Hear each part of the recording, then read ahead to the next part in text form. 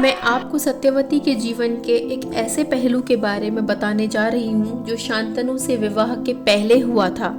ये बात तब की है जब सत्यवती यमुना पार कराया करती थी। तब पौराणिक मान्यताओं के अनुसार एक ऋषि पाराशर यमुना पार करने के लिए आए और सत्यवती की नाव में सवार हुए। नाव को सत्यवती चला रही थी।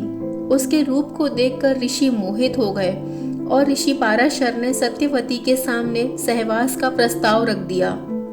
सत्यवती ऋषि पाराशर के साथ सहवास करने के लिए तैयार हो गई, मगर उसने ऋषि के सामने कुछ शर्तें रख दी। सत्यवती की पहली शर्त थी कि उन्हें सहवास करते हुए कोई न देखे। दूसरी शर्त थी कि उसकी कौमार्यता किसी भी हाल में भंग नहीं होनी चाहिए। और तीसरी, अगर ऋषि उन्हें मछली जैसी बदबू से मुक्त करेंगे तो ही वह सहवास करेंगी। ऋषि ने तुरंत ये तीनों शर्तें मान लीं और उनकी कौमार्यता भी भंग नहीं हुई और उनके शरीर से फूलों की खुशबू आने लगी और सहवास करते हुए उनके चारों तरफ एक धुआं बना दिया, जिसके कारण किसी ने उन्हें नहीं देख पाया। इस तरह ऋषि पाराशर और सत्यवती के बीच सहवास हुआ। सत्यवती ने फिर एक पुत्र को जन्म दिया। वहीं आगे जाकर महर्षि वेदव्यास के नाम से विख्यात हुआ। वेदव्यास ने महाभारत की रचना की। कहते हैं कि सत्यवती का वो पुत्र जन्म से तुरंत बाद ही बड़ा हो गया था और फिर सुनसान द्वीप पर तपस्या करने चला गया। तपस्या के दौरान उसका रंग काला हो गया, इसीलिए उसे कृष्ण द्वैपायन भी कहा जाने लगा।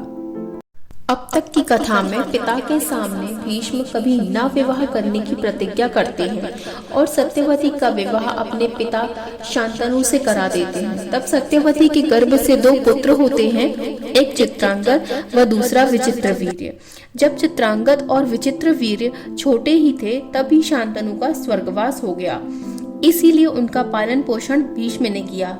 भीष्म ने चित्रांगद के बड़े होने पर उसे हस्तिनापुर की राजगद्दी पर बिठा दिया, किंतु कुछ समय बाद ही चित्रांगद गंधर्वों के युद्ध करते हुए मारा गया।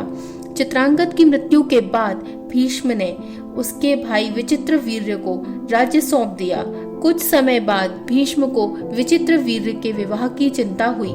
उसी समय काशीराज की 3 कन्याओं अंबा, अंबिका और अंबालिका का स्वयंवर होने वाला था। भीष्म ने वहां जाकर अकेले ही सभी राजाओं को हरा दिया और तीनों कन्याओं का हरण करके हस्तिनापुर ले आए। बड़ी कन्या अंबा ने भीष्म को बताया कि वह राजा शाल्व को प्रेम करती हैं। यह सुनकर भीष्म ने उसे राजा शाल्व के पास भिजवा दिया और अंबिका और अंबालिका का विवाह विचित्रवीर्य के साथ करवा दिया। विचित्रवीर्य की कोई संतान नहीं हुई और वे क्षय रोग से पीड़ित होकर मृत्यु को प्राप्त हुए। सत्यवती ने राजमाता होने के कारण व्यास द्वैपायन को बुलाया, जो पुत्र दे सकते थे। समागम के समय व्यास की कुरूपता को देखकर अंबिका ने नेत्र मूंद लिए, अतः उसका पुत्र धृतराष्ट्र जन्मांध पैदा हुआ। अंबालिका वेदव्यास को देखकर भय से पीली पड़ गई थी। इससे उसका पुत्र पांडु रोग से ग्रसित पुत्र हुआ। सत्यवती ने एक और पुत्र की कामना से अंबिका को व्यास के पास भेजा था, लेकिन उसने अपनी दासी को भेज दिया। इस दासी के गर्भ से वेद वेदांतर में पारंगत अत्यंत नीतिवान पुत्र विदुर का जन्म हुआ।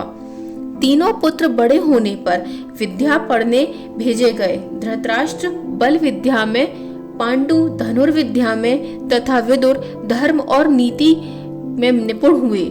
युवा होने पर धृतराष्ट्र अंधे होने के कारण राज्य के उत्तराधिकारी न बन सके। विदुर दासी पुत्र थे, इसलिए पांडु को ही हस्तिनापुर का राजा घोषित किया गया। अब हस्तिनापुर को एक उत्तम नरेश मिल गया था, लेकिन सत्यवती अब धृतराष्ट्र और पांडु के विवाह के लिए भीष्म को कहा। भीष्म ने धृतराष्ट्र का विवाह गांधार की राजकुमारी गांधारी से करा दिया। गांधारी को जब यह ज्ञात हुआ कि उसका पति अंधा है, तो उसने अपनी आंखों पर स्वयं पट्टी बांध ली। महारानी गांधारी को भगवान शिव से 100 पुत्रों को प्राप्त करने का वरदान मिला था, अतः महारानी गांधारी से महाराष्ट्र धृतराष्ट्र को 100 पुत्रों और एक पुत्री की प्राप्ति हुई, जो आगे चलकर कौरव कहलाए।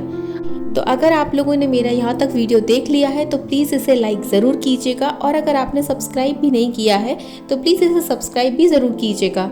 मैं अगले वीडियो में आपसे पांडु के जुड़े हुए रहस्यों के बारे में बताऊँगी।